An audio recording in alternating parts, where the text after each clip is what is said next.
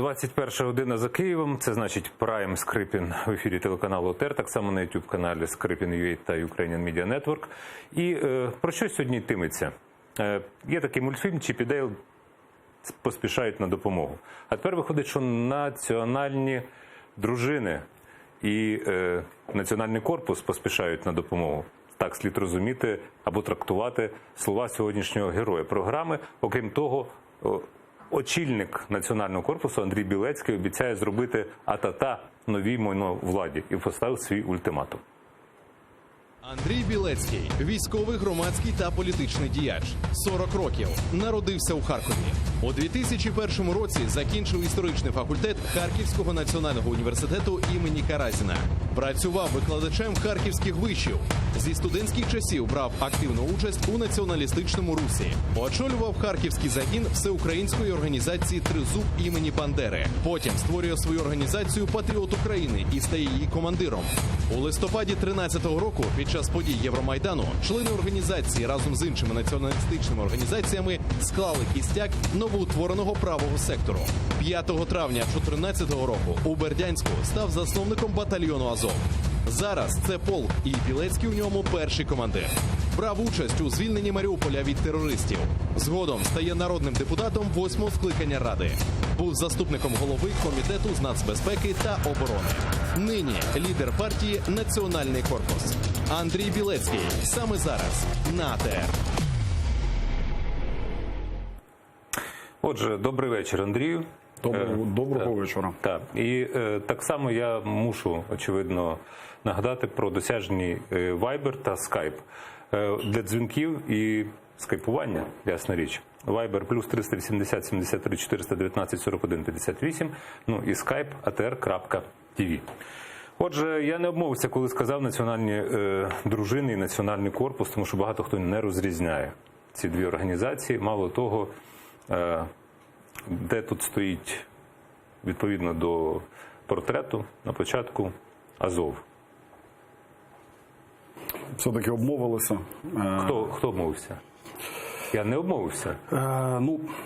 Національні дружини і Національний корпус. Обмовилися чому? Поясню. Чіп і Дейл – це не найгірше порівняння, в принципі.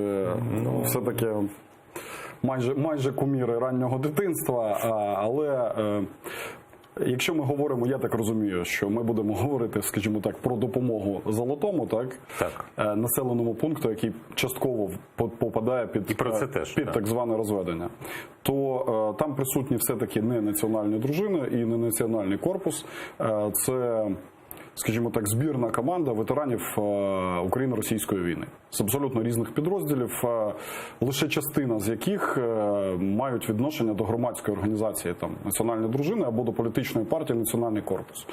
Мінімум половина людей не має відношення ні до них і не служила, наприклад, в лавах полку Азов. Служила в різних підрозділах Збройних сил України, в правому секторі і так далі. Це перше. Якщо говорити... Де тут стоїть Азов, то давайте Азов винесемо от за рамки, скажімо так, винесемо і поясню. Маю з'ясувати. Я з редактором перед ефіром це обговорював, власне. Винесемо і поясню чому. По-перше, тому що всі ми є і люди, які з позитивом відносяться до Азову, і негідники, які погано до нього відносяться, але ми робимо ведмежу послугу військовому підрозділу. Азов – це повністю кадровий, абсолютно професійний військовий підрозділ. Підпорядкований міністру внутрішніх справ. Підпорядкований Генеральному штабу України, якщо от вам так уже, щоб зовсім. Реально він же належить до Національної гвардії. Дивіться, неважливо до кого реально належить. Справа в тому, що він завжди знаходиться в зоні ООС, неважливо. Він завжди знаходиться в зоні ООС, а всі підрозділи в зоні ООС, в тому числі Національної гвардії, які стоять напередку. А фактично за декілька років це виключно один Азов і там спецпідрозділи Омега, так? Вони всі підпорядковуються Генеральному штабу, а не міністру внутрішніх справ. Така у нас система підпорядкування і закону. Тому Азов – це професійний кадровий підрозділ, який є частиною, користується уставом Збройних сил, знаходиться в рамках військової дисципліни і до, там, скажімо так, громадських або політичних дій, ну, немає жодного абсолютно відношення. Тому що у них інше завдання – знищувати ворога. Чи справляється Азов з цим завданням? Ну, от останній 9-місячний в цьому році на Світлодарську дугу, найбільш зараз на фронті гарячу ділянку. Вихід Азова закінчився тим, що є 32 відеопідтвердження знищених, тобто 200-х зі сторони сепаратистів. 32 відеопідтвердження, 8 одиниць бронетехніки і 1 РЛС «Зоопарк», що є унікальною машиною військовою, коштує там... Я відстежу, я знаю про це. Мільйони доларів. Тому оце справа Азова, і Азов її виконує на 100%. Я маю дотичне відношення до Азову, тому що колишніх азовців, безумовно, не буває. І я активно допомагаю Азову. Хочу, щоб він максимально розвивався, став справді прообразом майбутньої сучасної армії, так, але виключно в військовій площині. Я вважаю, що змішувати ці речі і небезпечно, і тим більше некоректно, і ніколи цим не займався. Тому, наприклад, жодного діючого військовослужбовця полку Азов в Золотому не було і не буде. Я почув тепер, я ще не встиг поставити свої всі питання, так от зачепилися ми за визначення цих речей, і ми продовжимо визначати. Для мене теж важливо, насправді, як для журналіста, який має розуміти процеси, хто, де, з ким і куди. Але у нас є дзвінок вже. Добрий вечір, називайтеся, хто ви, і, будь ласка, ставте питання. Добрий вечір. Добрий. Мене звати Олександр, я з Кривого Рогу. У мене тут запитання до пана Андрія. Трішечки перескочимо на тему тих акцій, які були. От як пану Андрію бути в одній колонії з такими великими державними діячами, як Олег Барна, пан Гончаренко, от його відчуття, і чи будуть вони продовжувати координуватися та співорганізовувати ті акції, які вони... Це йдеться про 14 жовтня, так? 14 жовтня, так, все правильно, на Покрову. З Гончаренком, з Барною, я правильно почув прізвище? Так, все правильно, все правильно. Угу, окей. Дякую за Дякую за питання. І відповідь буде наступна. В колонії було близько 50 тисяч людей, і, відверто кажучи, ні Барну, ні Гончаренка я не бачу. Якщо ви питаєте, там, скажімо так, з команди про співпрацю з людьми з команди попереднього президента, так, то ця команда була представлена Яною Зінкевич, до якої у мене особисто немає жодних запитань, крім великої поваги. І все. Оця людина була організатором. Я не бачив, я сподіваюся, що і Яна Зінкевич, яка пересувається на візку. Абсолютно точно. Яка є правильно, давайте для людей.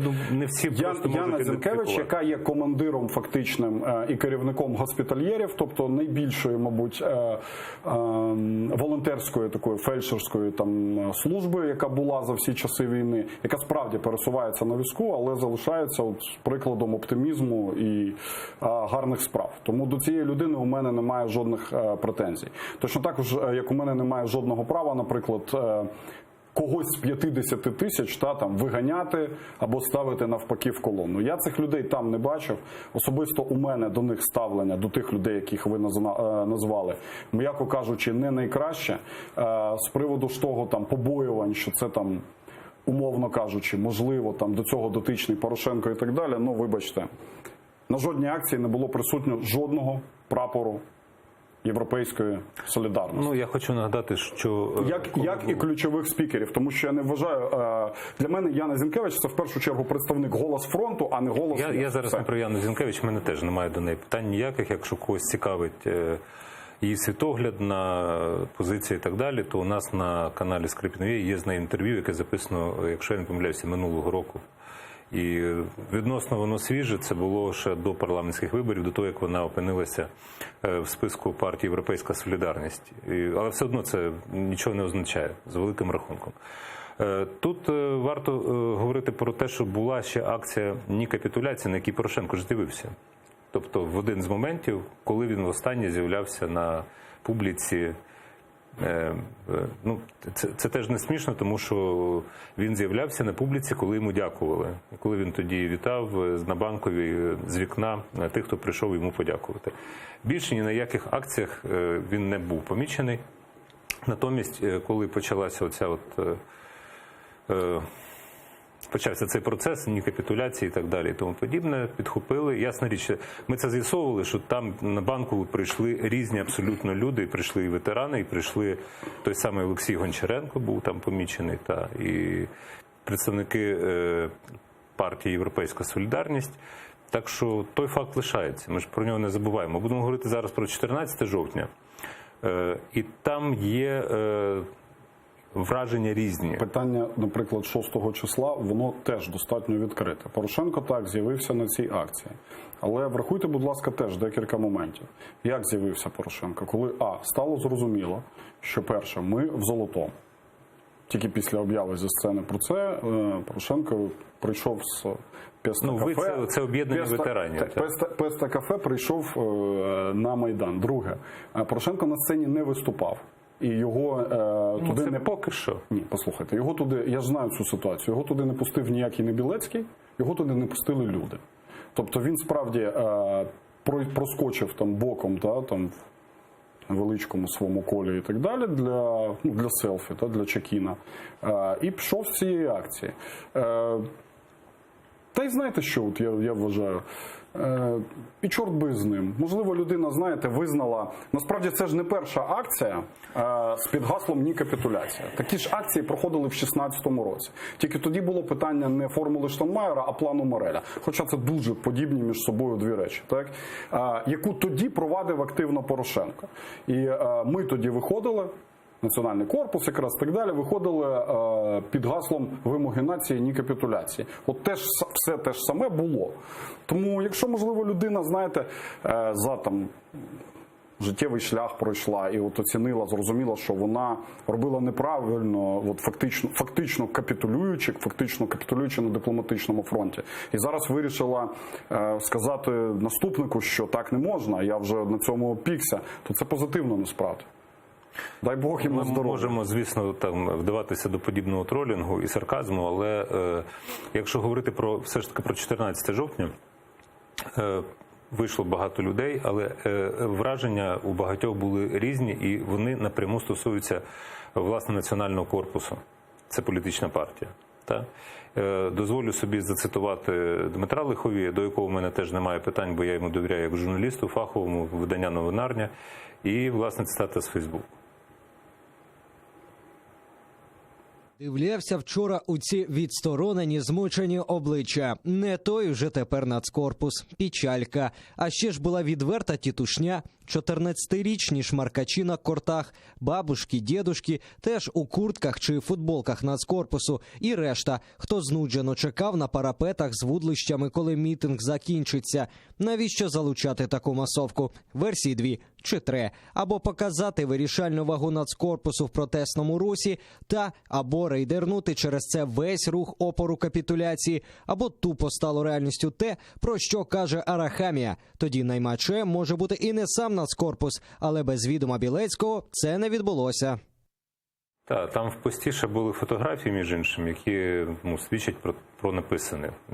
Я просто не бачив, що готували до ефіру, що там, я думаю, будуть фотографії. Ну окей, менше з тим. Може вони ще з'являться, можна знайти їх прямо зараз, під час ефіру. Що це було дійсно? Тому що я чув з іншого боку, от не буду називати зараз прізвище ім'я журналіста, який теж говорив, що там було повно 15-річних, які Майдану, в принципі, в своєму житті можуть не пам'ятати, бо їм було тоді по 10 років. І от ви виходите в оточенні такої кількості людей, роздані прапори, куртки, накидки були роздані так само. І хто ці люди? У мене виникає резонне питання. А ви колись бачили, от ви були на Майдані і так далі? Розумієте, в мене є пропозиція, я приходжу туди... Ні, я просто поясню, в чому Ви запитали, я вам відповім, мені не складно. Я не беру участі в масових акціях в якості активіста. Я приходжу в якості журналіста подивитися, якщо вас цікавить 2004 рік, я був в перший же день, коли почався Майдан, Потім вночі після роботи я приїжджав на Майдан подивитися, що там відбувається. Під час останнього Майдану, який був Революція Гідності, я був пару разів. Один раз теж вночі з Богданом Кутєповим, це не є секрет, воно це відео є на Ютубі.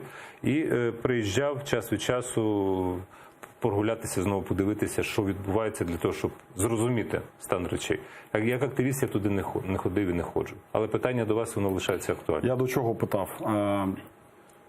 Всі абсолютно акції, так, і так далі, виглядають як зборище елітних пасіонарів.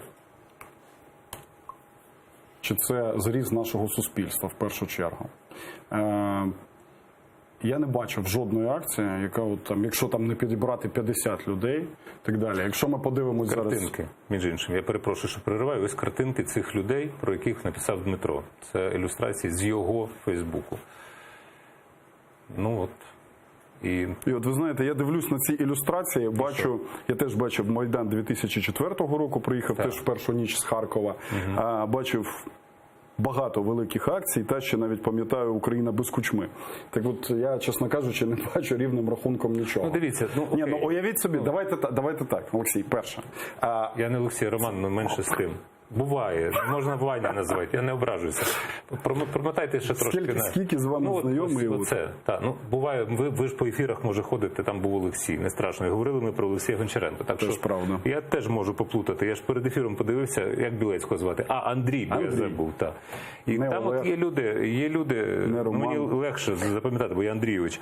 Я бачу людей, які в однакових куртках. Вони їх не могли десь взяти в якомусь воєнторгу, як сказав вам Путін. Давайте перше, друге, третє. Перше, я вважаю, що будь-яка акція – це зріз нашого суспільства. Раз. Ми говоримо про те, приходять міські божевільні на акцію, на будь-яку. Абсолютно точно, так. Приходять бувають бомжі, приходять, знаєте. І таке інколи буває. Бувають абсолютно різні випадки. Так от, ви бачите молодь. Всі ці розмови про 15-річних, я колись... В Харкові проводив експеримент. Була акція, там побили хлопців, і сказали, що побили неповнолітніх. Я вивів хлопця, сказав, що це 14-річний. Журналісти написали, а потім я показав його УБД, тому що він 1,5 року провоював в полку Азов, і йому було вже майже 20, насправді. Але журналісти абсолютно спокійно, я теж можу це показати, фотографії, сприйняли його як за 14-річний. Я не хочу вступати в дискусію стосовно рівня журналістики. Дмитро Лиховій. Виходить, от дивіться, 3 моменти. Давайте я вже відповім тоді, спробую відповісти. 3 моменти. Перше. Я спираюся на інформацію каналу 112, Ньюзван, ЗІК. Я спираюся на інформацію журналістів, яким я довіряю. Окей. Я цих колег знаю вже багато років. На його суб'єктивну думку. То я відповідаю, є 3 моменти. Перше, це зріз нашого суспільства. Це чудово, що молоді люди, які навіть не приймали участі в попередньому Майдані, все рівно займають активну позицію. Якщо хтось говорить, наприклад, мені там постійно говорять, у вас велика кількість людей російськомовних. У мене молодь, яка приїжджає з Маріуполя. Ви сам російськомовний. В Маріуполя вже ні, але і Сєвєродонецька. Але я ніколи не скривав, що 4 роки тому був. Так от, приїжджає молодь з Харкова, Маріуполя, Сєвєродонецька, абсолютно російськомовних міст. І я радий, що так чи інакше ця молодь краще залучається до цих справ, краще залучається на український бік, ніж вона буде займатися, виїжджати в Польщу по гриби і так далі. Давайте, я на куртки теж повністю відповім. А у нас є дзвінок просто, тому я підганяю. Роман, ще раз, це зріз суспільства. Те, що там молодь і те, що вона складна, але вона виходить за правильні речі, це добре, це не позитивно. Це позитивно, це ідіотська ідея. Давайте їх полишимо, тому що вони не так виглядають. Друге, там от так звані карти і так далі. Господи, люди виглядають рівно так, як вони можуть виглядати. Якщо ви, наприклад, їдете в автобусі, забитому людьми зі Львова на акцію, а люди з'їхалися, більше 9 тисяч з'їхалося з Національного корпусу. Так от люди їхали з Ужгорода, наприклад, Львова або Маріуполя. Це 14 годин Маріуполь. А ще потім ти приймаєш участь в першій акції, а потім в другій акції. Як ви думаєте, як людина повинна ввечері виглядати? Молода, фізично здорова, спортивна і так далі. Вона буде сидіти на парапеті, їй буде важко, вона буде виглядати уставши. Нічого не поробиш. Втомленою. Але питання про куртки, і прапори. стосується курток, ви можете будь-яку акцію. У нас давно система, і така ж система схожа абсолютно в національних дружинах. Ми давно налагодили систему. Ми ці куртки масово відшиваємо, і потім за всю цю суму повністю членство саме їх купує. Ми про це говорили, не знаю, вже десятки разів. Ми показували навіть, знаєте, навіть людину, яка відшиває ці куртки. Якщо я прийду на акцію і скажу, дайте мені Ні, куртку ви не отримаєте куртку. Чому? Тому що ви ще не активіст Пикою не вийшов, чи що? Ви ще не активіст національного корпусу. Допомагайте притулок. Абсолютно Це точно. всі активісти. Так. За це я можу відповідати. Це все активісти. Ви розумієте, що вас, якщо ви зараз сказали неправду, вас схоплять за язика, власне, перевірять, хто приходить. Всі чудово знають, що НК найбільш розгалужена по Україні мережа і структура. Я певен, що це активісти. Я лише мушу попередити, як лікар, який каже, ви розумієте, що я повинен довіряти своїм людям. Дзвіночок, Як добрий частина вечір. команди. Так, добрий вечір. Доброго вечора, пан Скрипін, доброго вечора, пан Білецький. З огляду на ті акції, в яких ви берете участь, хотілося б від вас почути вашу чітку позицію загалом. Ви проти Мінського процесу? Угу. Ясно. А чого ви не запитаєте про формулу Штайнмаєра? Це правильне, до речі, абсолютно питання. Я дякую за питання.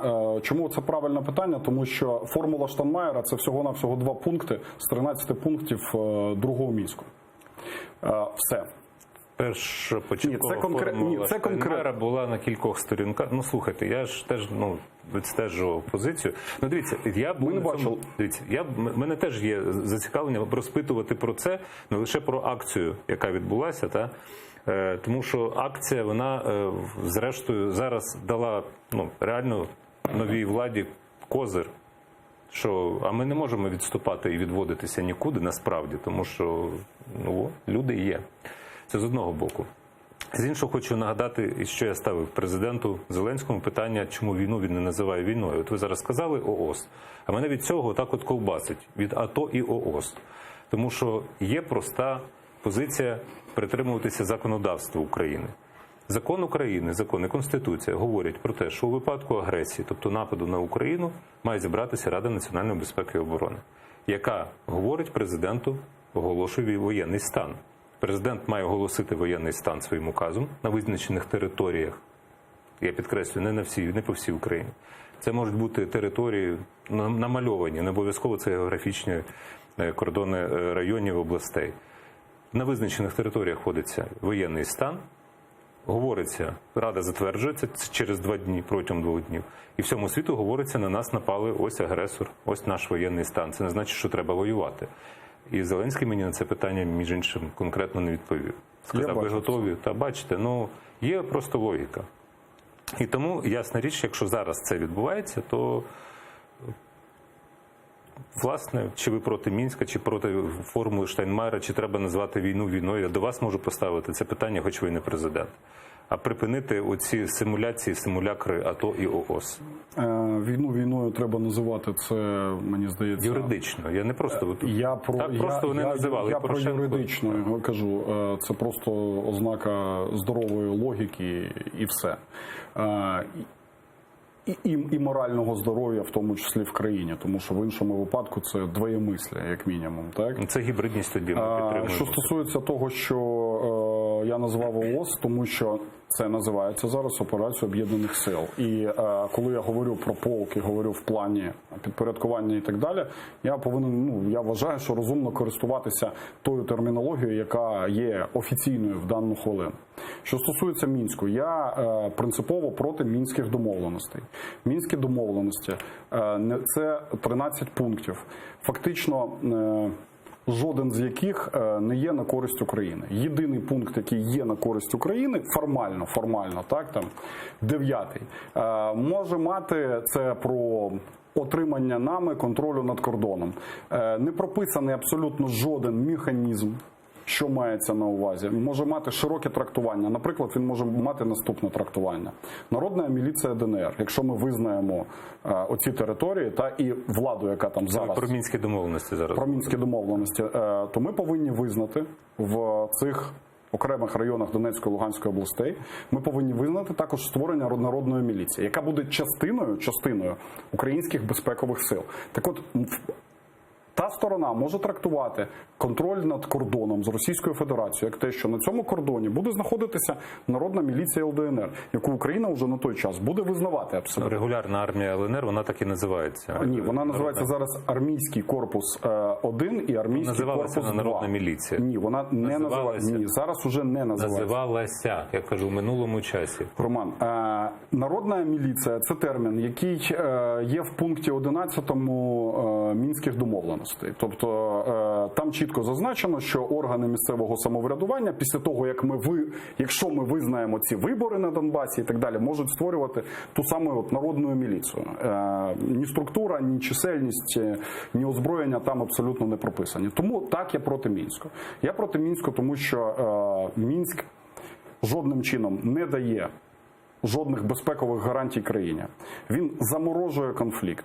Він перетворює цю територію на чергову квазіреспубліку, абсолютно, яка, мало того, інкорпорується в Україну, і ми ще й будемо нести всю повністю економічну і соціальну відповідальність за цю територію, причому що влада і військова влада залишиться повністю в руках росіян, або там агентів п'ятої колони, як завгодно. Дивіться, Тому так я проти Мінського, і я за не за відхід від формули Штайнмаєра. Я за повне припинення мінського процесу і розірвання того незаконного папірця, тому що він не має жодної юридичної сили. Підписаного незрозумілим. Слухайте, формула Штайнмаєра, вона теж не має ніякого юридичного Згоден. Я кажу про те, знаєте про це. Я кажу про те, що абсолютно лист до Зайдіка – це лист до Зайдіка. Не треба плутати шлюбний контракт і лист до Зайдіка. Причому це справді 3 листи. Це навіть не спільний, це не спільна. Це більше листів. Це Україна, ЛДНР. це Росія. І один лист іде від так званої ЛНР і один від ДНР. Там двоє різних людей. Мені здається, що ви помиляєтеся. В питанні Росії вона, здається, не підписувала цей лист. Підписувала, так? То певні точно? Мені здається, я зараз загулю, я можу помилятися, але здається, так само і російська скоріш за сторона. все, ЛДНР справді це окремі листи, а Росія, здається, це не підписувала. Це не суть важливо. Важливо те, що справді ці папірці не мають жодного юридичного значення. І припиняти треба не формулу Штайнмаєра, а треба закривати питання Мінську. Треба шукати нову площадку і абсолютно новий формат. Я собі оце все виписав, і ми до цього повернемося, тому що глядачі дзвонять, це природньо. І є новий дзвінок. Добрий вечір. Добрий вечір. Та, будь ласка, називайтеся, звідки ви і ваше питання. Я Семен з Коломиї. Шалом Андрію, шалом пане Романе. У мене питання, пане Андрію, коли ви востаннє зимували і як ви ставитеся до зимування в рядах прихильників Нацкорпусу та Національного океану? Ви почули питання? На превеликий жаль, ні. Коли ви востаннє і на цьому... Я почув шалом із Коломиї. Коли востаннє зимували? Коли востаннє де? Що? Зимували. Зігували? Так. Ну окей, ваше право ставити таке питання, я можу поставити його. Коли востаннє зігували? Я можу тільки... А чого ви через кому не додали «мій білий вождь»? Ну окей. Можу відповісти тільки шалом і все. На цьому, я думаю, що закінчаться мої аргументи. Повертаємося до воєнного стану, того, що відбувається на фронті, тому що мене це більше цікавить, ніж питання подібні. Ні, насправді. Чому? Тому що якби було оголошено воєнний стан, то вас би там, тобто об'єднання ветеранів, якщо це вже на Національний корпус, на національні дружини і на Азов, вас би там не мало бути. Там, де ви з'явилися, де була стрілянина з боку поліції. От просто вас там би не мало бути. А якби ви там з'явилися, відповідно до воєнного стану, вас би там мали пристрелити. Перше, почніть з простого. Там, де була стрілянина поліції, так, то це взагалі, я не знаю, кілометрів 50, мабуть, 60 від фронту, можливо, навіть трохи більше. Я ж не знаю, на якій відстані від лінії фронту може бути це кордон воєнний. Луганської області з Донецькою. Тому така велика ділянка там Запілля, вона б не могла би бути. Що стосується того, чи могли б ми бути там чи ні. Якщо б був введений військовий стан, і якщо б у нас взагалі питання війни і миру було поставлено з голови на ноги, то нас би там не повинно було бути, але вибачте, і у президента є ж, ви ж говорите про Конституцію, так, і про так закони. далі. У президента є теж конституційні обов'язки, і такий конституційний обов'язок, як здача територій, перехід якихось територій в сіру зону, неконтрольовану українською владою, він теж не прописаний в обов'язках президента як гаранта Конституції і територіальної цілісності, в тому числі нашої держави. Тому якщо би у нас справді все стояло на ногах, питання війни, то ми були б там абсолютно не потрібні. Мало того, якщо б це питання стояло серйозно, то, мабуть, і більшість учасників акції, вони були б в іншій іпостасі, скоріш за все, солдатів, офіцерів. А на превеликий жаль, маємо все-таки і ООС, і розведення, і дуже дивні процеси. Тому і реагувати на них... Розведення і реагувати на них... чи в Золотому? Я маю на увазі, знаєте, всі абсолютно розведені. Розведення ж відбувалися раніше, хоча підписант Мінських угод Петро Порошенко заперечує, що такі відведення були. 2 рази були розведення. Перше розведення пройшло восени 2014 року. Дивіться. Мало того, ніхто не знає. От люди про це забувають. Що тоді? До речі, виключно за рахунок української землі. Тобто відступали не в обидві сторони, а відступали виключно українські війська. Порошенко вдалося створити, крім фактично аеропорту Донецького, йому вдалося створити по всій лінії майже 30-кілометрову зону безпекову. Але ця зона почала з просто швидкістю світла з'їдатися сепарами. Тобто так було, я можу говорити детально про південь. Тобто було розведення формальне, і за фактично Новоазовськом не повинні були знаходитися сепаратисти. Українські війська відійшли на лінію найближчих домів на окраїні Маріуполя. Чим це закінчилося, всі знають. Тобто тим, що Водяне, Комінтерново, Павлополь, Піщевік, Широкіно було з'їдено сепарами. Маріуполь було обстріляно. Було з'їдено сепарами, а обстріляли з Широкіного, яке було демілітаризоване, і вважалося, що воно знаходилося в сірій зоні. Справа в тому, що вони могли тільки звідти стріляти, бо це було вже на максимальній фактично відстані можливостей БМ-21. Града, власне кажучи. Це 20 кілометрів. Так, 20-21 кілометр. І оце було перше розведення, а потім була така ж спроба, до речі, в тому числі в районі Золотого, і закінчилося теж втратами куснів території в 2016 році. Тому так, у нас розведення були, і ці розведення для України закінчилися відверто погано. Тому навіщо це робити третій, четвертий і так далі раз, навіть з точки зору формальної логіки не зрозуміло. Окей, ви з'явилися в Золотому, правильно, і зробили заяву. Таку гучну заяву, що ми звідси, якщо піде українське військо, ми сюди прийдемо і будемо захищати мешканців. Там цитата пряма, відео на екран, якщо можна. Ці люди приїхали сюди для того, на свою рідну землю, в українське селище Золотое, для того, щоб залишитися тут, навіть якщо влада кине їх на призволяще, навіть якщо будуть виведені війська, для того, щоб тут не з'явилося жодного сепаратиста. Якщо свій прямий обов'язок захищати кожного українця і кожен сантиметр української землі не виконує президент, не виконує влада, то виконаємо ще раз ми. Все сказано. Андрій Білецький мало то, що і в студії. Повторювати там нічого не треба. Але тепер про карти. Тому що ви говорите, що буде розведення. Там я дивився багато різних матеріалів.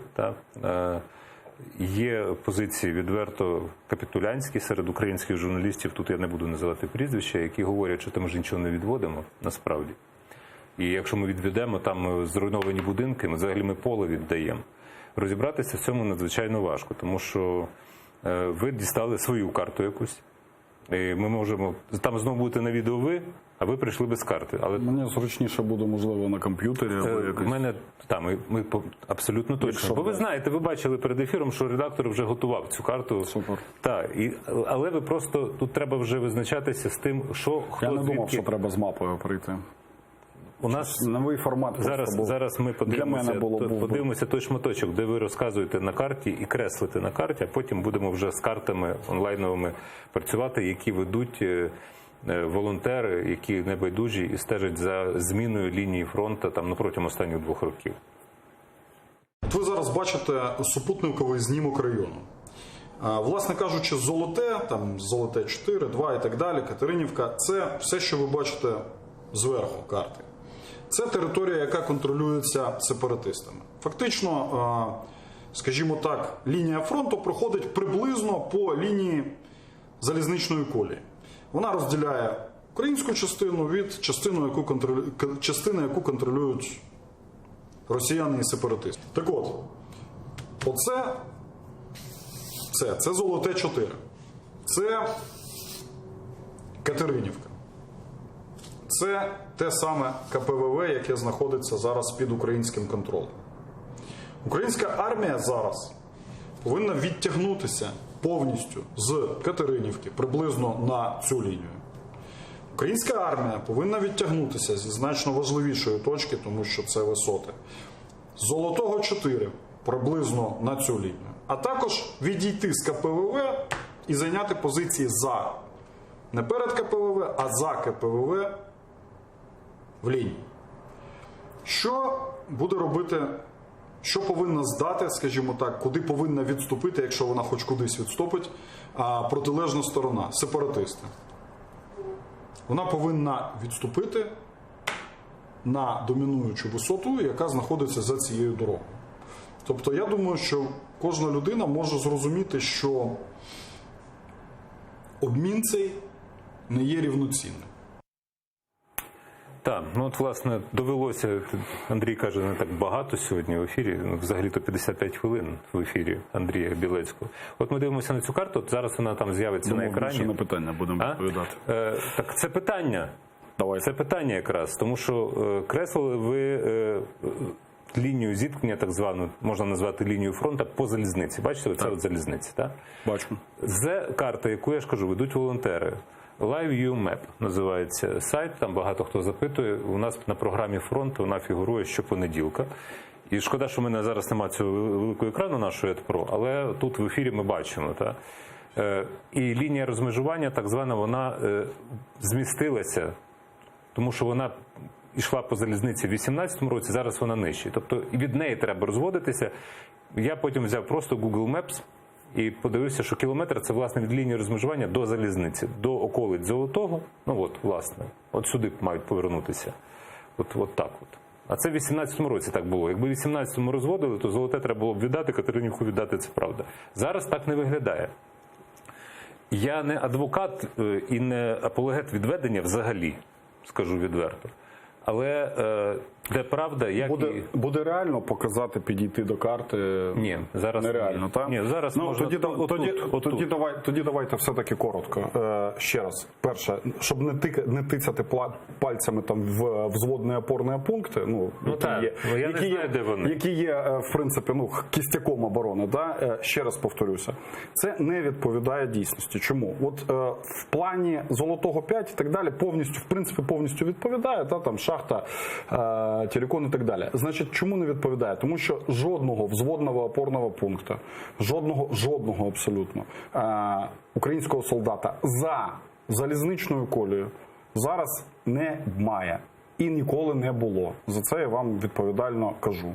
Я думаю, що це можна там неформально в тій же 72-ці підтвердити. Тобто вся повністю лінія проходить все-таки по залізничній колії. Так, абсолютно точно.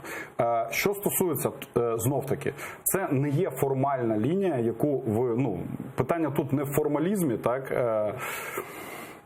скажімо так, я бачив вживу карту розведення. І я вам повторюю прості речі. Якщо ручку можна, то буде, наскільки це буде можливо тут побачити, то, власне кажучи, Катеринівка, як і Золоте 4, яке тут на карті не позначено, ну воно приблизно, от це воно і є фактично. Вони відходять, от Катеринівка, вони відходять повністю в сіру зону. Вони відходять повністю в сіру зону. В той час, як з Золотого 5, наприклад, яке повинно б теж, правильно, логічно було б відійти. З той час, як з Золотого 5, немає жодного відводу. Що стосується тут, ви прекрасно бачите, що це голе поле, але якщо б це була топографічна карта, то ви б побачили наступне, що от тут приблизно знаходиться, ну приблизно, умовно, важкувато просто на такий, орієнтовно тут, так, знаходиться висота 220, тобто 220 метрів – це домінуюча висота у всьому абсолютно районі. Я взагалі не знаю, навіщо вони висунули далі свої позиції. Тобто вони відходять на ідеальні для себе позиції, просто на ідеальні для себе позиції. Не здають Золоте 5, не розводяться в Золотому 5. Про це навіть мова і не йде. Розведення йде, тобто не враховує оцей поворот наверх, воно враховує виключно відсування українців за Катеринівку і Золоте 4, а сепаратистів за оце поле. І не відповідає так дійсності, тому що так, безумовно, скажімо так, контроль вогнем да, з позиції. Зв'яжіться з розробниками цієї карти, тому що ми орієнтуємося на неї. Якщо дасте я вам дам адресу, далі ви можете подивитися, тут є контакти. Звернуся, тому що і карта насправді цікава дуже. Будь ласка, я відповідально кажу про те, що Золоте 4 і Катеринівка, і дивіться, ну тут не потрібен я. Про це прямо сказали дві людини. Відповідальний за поліцію в ООС Вадим Троян, і про це прямо сказав начальник Генерального штабу Руслан Хамчак. Вони сказали, що так, війська відійдуть наверх Золотого 4 і Катеринівки, але будуть контролюватися, ці населені пункти будуть контролюватися поліцейськими. І навіть називали конкретну кількість будинків, які попадають в так звану сіру зону. Тобто були названі навіть конкретні цифри, це, здається, 120 приблизно в Катеринівці і близько 230-250 в Золотому 4. Тому виглядає насправді питання, як не військового і людину, яка там пару разів в житті тримала зброю. Розведення навіть на кілометр туди і туди, якщо це відбувається. Що це дає? Нічого. Це дає можливість. Для снайпера це хіба не перешкода? Для снайпера це все вже буде нереальна дистанція, безумовно. На 2 кілометри ні та, ні інша сторона не стріляє все-таки. Хоча є мільярд видів озброєння, в тому числі і піхотного важкого, які можуть працювати на цю відстань. Тут питання в іншому. Що дає? Перше, росіяни зараз грають в доброго розбойника. Тобто, ми такі от візьмемо, відійдемо. Питання ж не тільки в Золотому. Якщо ця пілотна, як вони називають, річ пройде, то вони розведуть по всій лінії фронту. Якщо в Золотому це просто, як на мене, аморальна історія зі здачею наших людей і нашого населеного пункту, то, вибачте, на півдні гранітна, яке є, в принципі, там ріка, і це є село Гранітне, це фактично, як пояснити, це природній рубіж оборони. Так? Якщо його включили в лінію оборони, якщо в лінію оборони включені такі речі, як Широкіна, то це катастрофічна абсолютна історія. Це зламає в військовому плані абсолютно всю лінію фронту. Я почув. Там просто є багато складових. Ми не даремно згадували про 14 число. Газета «Гардіан» вийшла, напевно, бачили цю шпальту. Це електронна версія. Ось вона. Андрій Рот. Він кореспондент «Гардіан» в Москві. І він написав, що вийшли хто? Вийшли націоналісти, ультраправі проти мирного процесу. Проти мирного плану. Тут вони вийшли. Я не знаю, що відбувається з західними журналістами в Москві, які приїжджають на акції, їм треба їхати на лінію фронту, насправді, для того, щоб переконуватися. Але це частина, вибачте, гібридної війни, коли вживляється, я не знаю в який спосіб, але поширюється така інформація. Тому що там на марші були абсолютно різні люди. Абсолютно точно. І На марш вийшли українці, а не тільки Дивіться, це націоналісти. складова. Але що відбувається далі? Ну, тобто, для Москви це приємна стаття, насправді. От дивіться, ж там же фашисти, ми ж казали, націоналісти. Весь світ тепер каже націоналісти. Але з'являється заява під час Мінської тристоронньої групи, останньої там засідання, яке вже відбулося після 14 жовтня. Чому я сказав, що це для нової влади реально може бути цікавий поворот? Тому що Дарка Оліфер сказала, що українська сторона наголосила, у нас, якщо є озвучене, то можемо послухати, якщо ні, нема. Українська сторона наголосила, що виконання політичного блоку питань Мінських угод є можливим виключно за умови виконання наступних пунктів. Один з них – розпуск квазіугруповань ЛНР і ДНР і повне припинення вогню. Мало того, там йдеться про те, що за Мінськими угодами ви маєте вийти за Новоазовськ туди, про що ви згадували. В Москві сталася паніка. Наступного ж дня, зранку. І це реально ламає весь Мінський процес. Тобто Москва тепер говорить, Україна не хоче виконувати Мінський процес. І прекрасно. І як ви про це прокоментуєте дії української влади? І прекрасно. Якщо дивіться, я ж зараз не маю там величезних симпатій до президента Зеленського, враховуючи от його позицію, наприклад, зовнішню, його позицію по відношенню до окупанта українських земель, і дипломатичну позицію. Але в той же час, якщо це допоможе цій владі сказати, ми не можемо, і ми закриваємо лавочку під назвою Мінськ, тому що у нас величезні виступи і так далі, а ми знаємо, бачимо по соціології, що 26% прямо підтримують вуличні акції протесту. Це достатньо великий відсоток підтримки. Вуличні акції протесту проти формули Штайнмайєра. Якщо йому такі речі допоможуть, то це значить допоможе всій країні. Це значить допоможе всій країні. Треба міняти формат, треба шукати нові варіанти, треба битися, треба стучатися, вимагати тепер і так далі. Президент, який вам не подобається, і не обов'язково він має вам подобатися, Абсолютно. але він говорить про те, що розведення в Золотому і Петрівському відбудеться за умов 7-денної тиші. Вчора було сказано, що тиша тривала 2 дні. Я не знаю, як сьогодні, тому що я не знаю, ще раз, я на місці подій не перебуваю, я керуюся тим, що я читаю в стрічках новин і в зведеннях з штабу ООС. Про те, що тиша тривала в Петрівському 2 доби, і в Золотому, здається, я тут не пам'ятаю це. А зараз говориться, що, я не знаю, сьогодні читав інформацію, обстріли з стрілецької зброї вважаються обстрілами, чи це просто так пострілювати, як знову-таки будемо цитувати президента, та? Що значить повне припинення вогню? Це щоб ніхто не стріляв, навіть зі стрілецької зброї. Чи якщо так, то сьогодні відбулося порушення. Можна заново рахувати 7 днів. І ніколи нічого не провести, ніяке відведення. Але це не факт, що відбудеться зустріч в нормандському форматі. Якщо лавочку Мінський процес прикрити, то іншої лавочки може і не бути. А Росія – це такий ворог, який, в принципі, може психануть і піти в наступ в результаті. Сказати, знаєте що? Таке ж було. Коли? Дебальцеве. Слухайте, Дебальцеве за Мінськими угодами українське, контрольоване Україною. Ми звідти відступили. Це, я пам'ятаю, це було після Нового року. Тільки до чого тут, власне кажучи, психи Росії? Тому що... Ні, це капітулянська позиція тодішньої української влади, це небажання, я ж знаю, як проходило, коли на цілих ділянках, наприклад, забороняли зводити будь-які інженерні споруди, тому що просто не хотіли дратувати ворога. Оця капітулянська позиція української влади, дуже схожа на сучасну, вона призвела до того, що Росія знахабніла і вирішила це зробити. З приводу обстрілів і так далі. Все це неправда. Я вчора викладав відео за ніч 16 числа з обстрілами з гранатометів і птурів. Що стосується, що вважається тишею, вважається повна тиша тишею, в тому числі стрілецька зброя. Але в Золотому фактично кожен день йдуть бої з використанням гранатометів, мінометів, АГС, СПГ, інколи птура, тому там достатньо серйозні бої. Я взагалі вважаю, що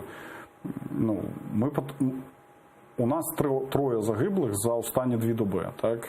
І це дивно, що в такій ситуації президент взагалі продовжує говорити про розведення за будь-яку ціну. Про розведення за будь-яку ціну. Мені це здається безумовно дуже дивним. З приводу того, що лавочка закриється, не відкриється і так далі.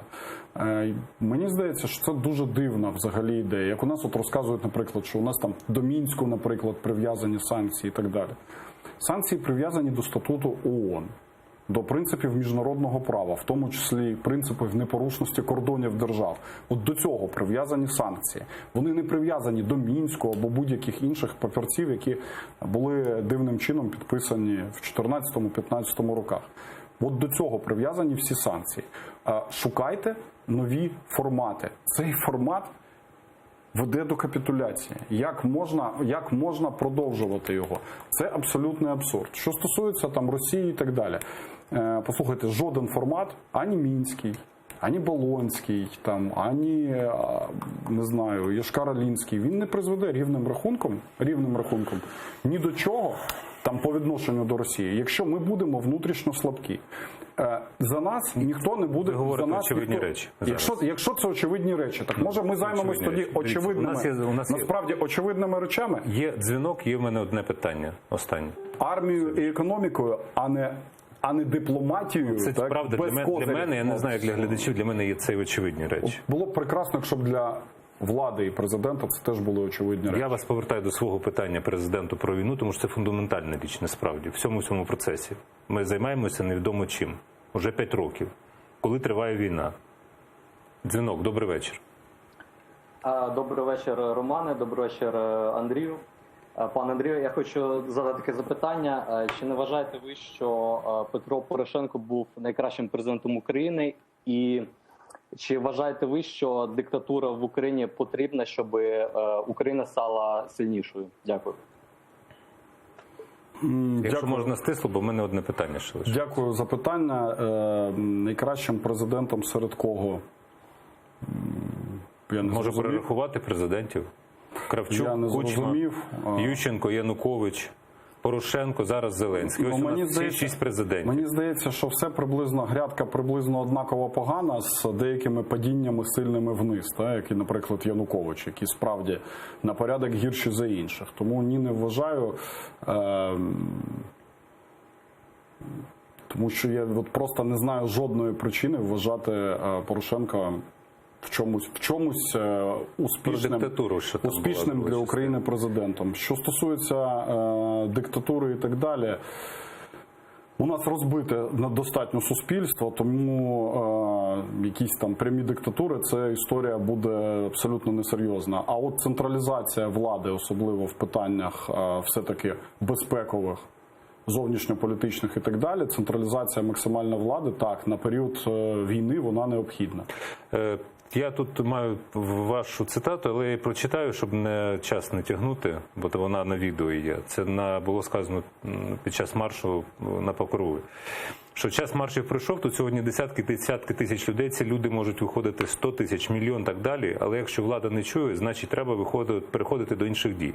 Ми знайдемо варіанти цивільного спротиву населення по всій країні і змусимо робити владу те, що хоче і вимагає нація. А нація вимагає сили, єдності, зосередженості, остаточної перемоги. Ви можете розшифрувати цей ультиматум. Скільки ви часу даєте? 10 днів, так? 10 днів. І що має зробити влада? І вже 3 дні пройшло. Ну, окей, тиждень лишився. Окей, тиждень лишився. І що має зробити влада? Що має зробити влада? В принципі, прописані чітко формули, які можна звести до 3 основних пунктів. Сказати, що жодних таких односторонніх відведень не буде. Чітко проартикулювати. І що історія вибори виключно після повернення українських безпекових сил, там, силовиків і так далі, на Донбас в повному обсязі, відновлення контролю над кордоном, вибори і жодних автономій. Я проти обмежень, наприклад, там, якихось громадянських прав людей на Донбасі, які знаходяться зараз під окупацією. Ну, зрозуміло, не рахуючи сучасне там псевдокерівництво або бойовиків. Але ми тотально проти будь-яких автономії для цієї території. Тому що це шлях до федералізації і в нашій ситуації шлях до розпаду країни, до втрати незалежності. Так, От ці це три мають речі. бути кроки влади. Хай вони зрозуміло. Артикуляція чи закони ухвалені? Ні, чи указ для початку влада повинна проартикулювати. Безумовно, у акцій, насправді, от скільки б що не говорили, у акцій вже є величезні маленькі перемоги. Так? Тобто, насправді, розведення не відбувається. Золоте знаходиться під українським контролем. Всі історії зі Штайнмаєром заморожені, і Оліфер уже озвучила, Дарка Оліфер озвучила, в принципі, інші позиції, які нас влаштовують. Тобто, наприклад, позицію... ви їх озвучили. Так. Тому є перемоги. Але, розумієте, поки вони бояться повторення акцій, вони будуть це говорити. Вони повинні проартикулювати це чітко, щоб тоді було... Я почув. Ви теж проартикулювали, тому що я дивлюся на годинник, який посекундно відмірює завершення програми. Я маю сказати вам дякую, маю сказати глядачам дякую.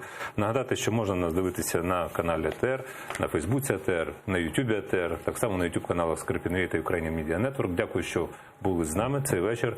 Думайте про хороше, тримайтеся і всього найкращого насправді ж.